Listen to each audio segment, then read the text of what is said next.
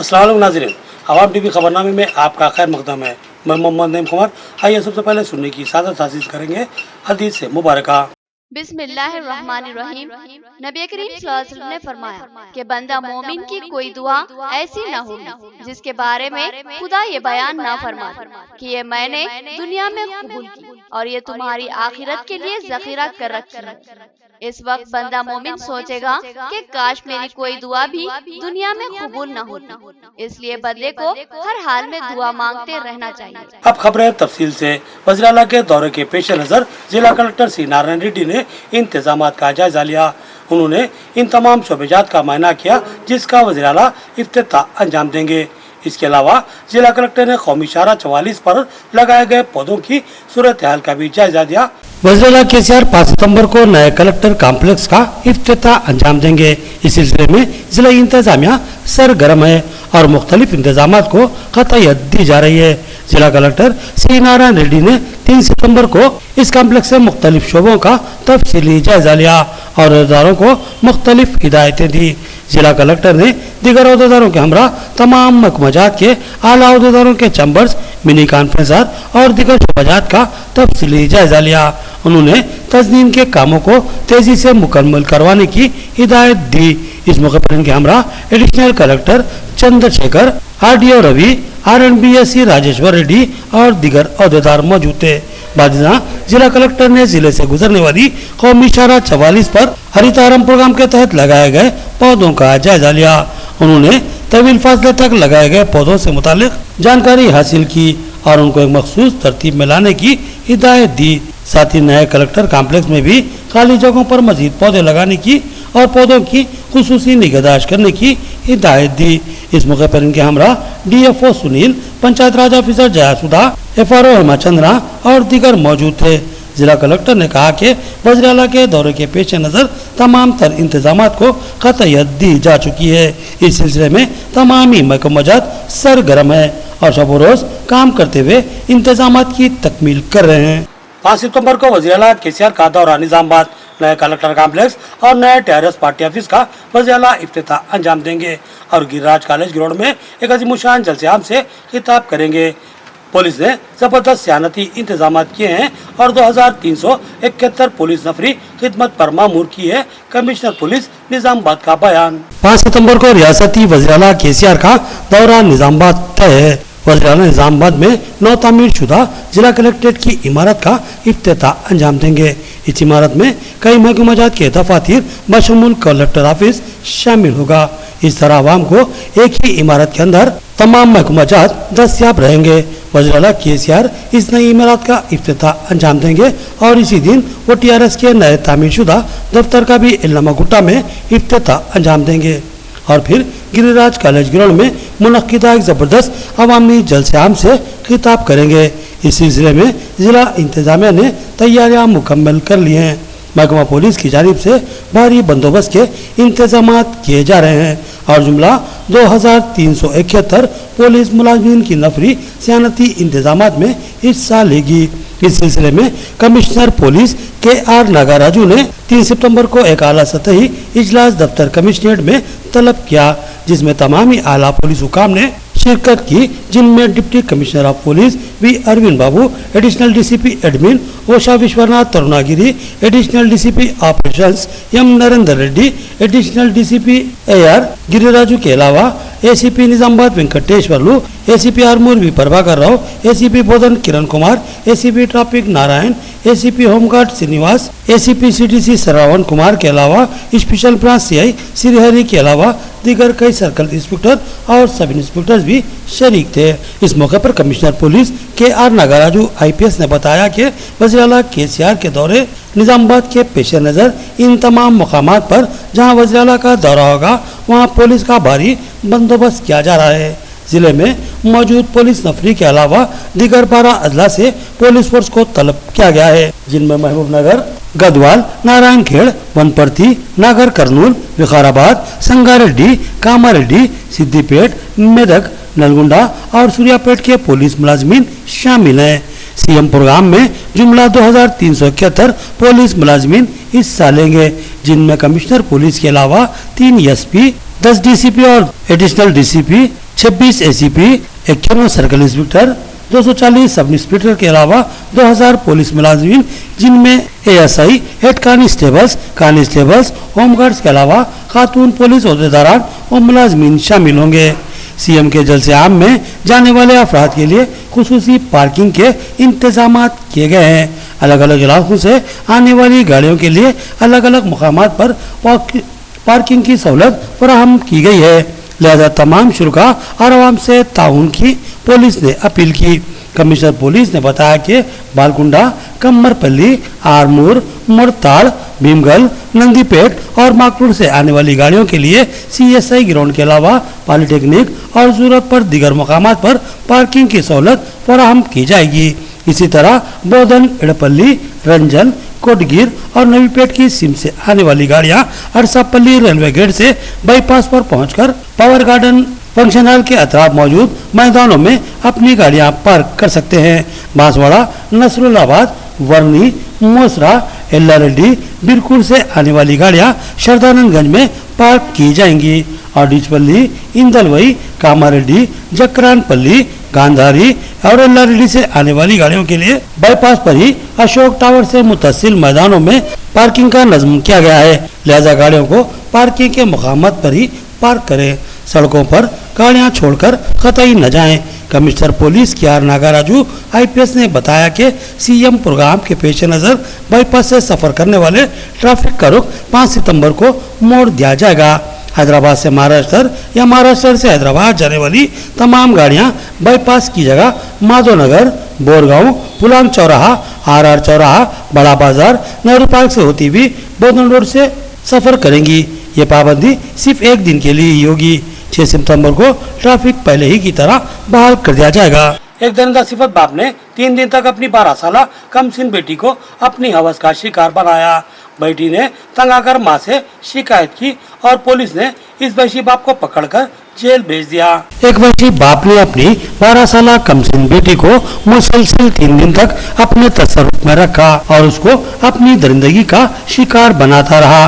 बोधन ACP Kiran Kumar ने तफसीलात से आगाह करते हुए बताया कि सावित्री नामी खातून की शिकायत पर पुलिस ने एक मुकदमा दर्ज किया है। सावित्री ने शिकायत की कि इसका शौहर जो कि पेशे के एतबार से मजदूर है, इसने 31 अगस्त के अलावा 1 कुंभ और 2 सितंबर को 3 दिन तक अपनी 12 साला कमसीन बेटी के साथ जिनसी ज्यादती करता रहा।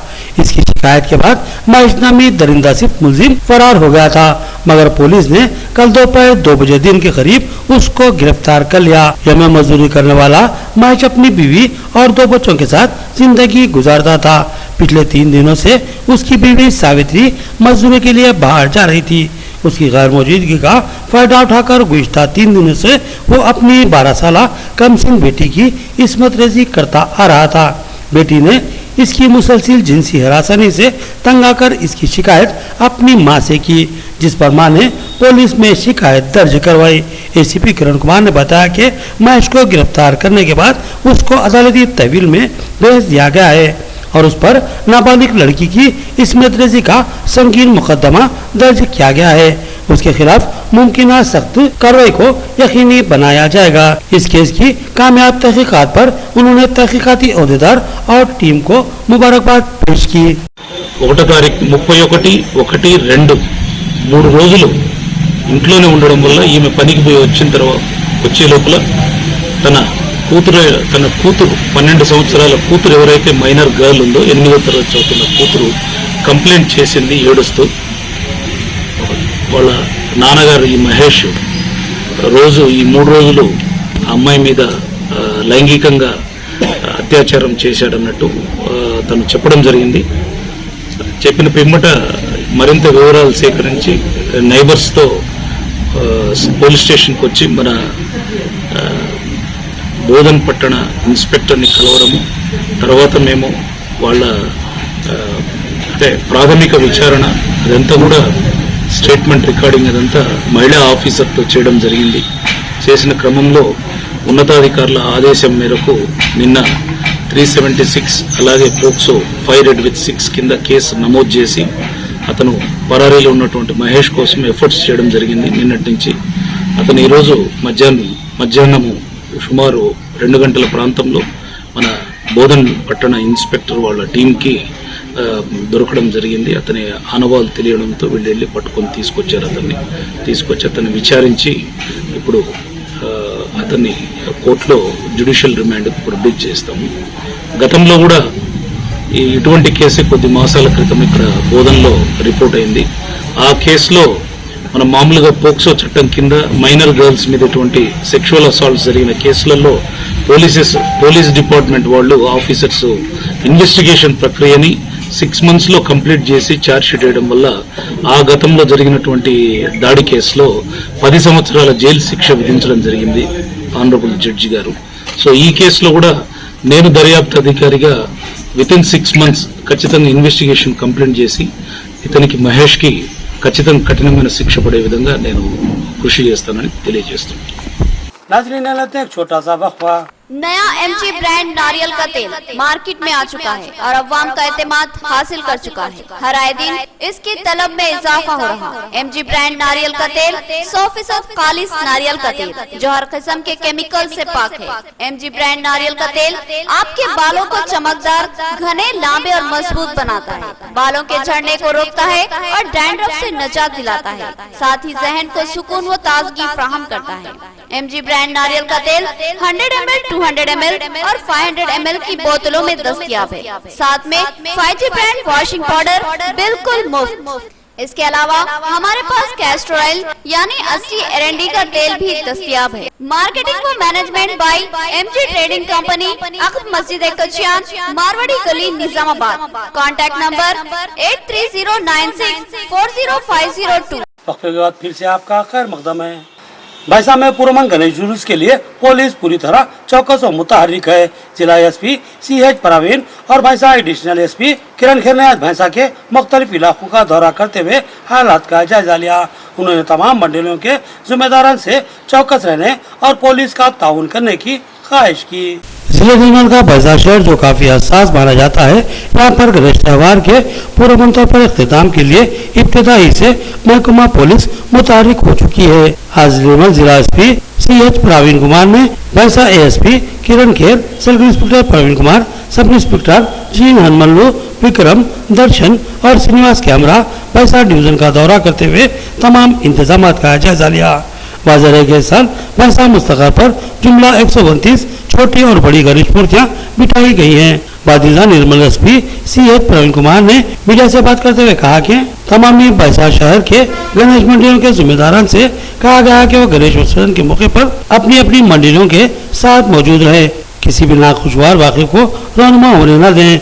उन्होंने कहा कि सुप्रीम कोर्ट के अहकाम के मुताबिक डीजे साउंड सिस्टम पर पाबंदी आयद है, लिहाजा कोई भी डीजे सिस्टम इस्तेमाल करने की कोशिश न करे और न ही ज्यादा आवाज वाले लाउड स्पीकर को इस्तेमाल करने की इजाजत दी जाती है, क्योंकि इससे ज़ैफ़-उल-उम्र अशख़ास और छोटे बच्चों को तकलीफों का सामना करना पड़ता है, लिहाजा इस पर खास तवज्जो देने की शदीद जरूरत है।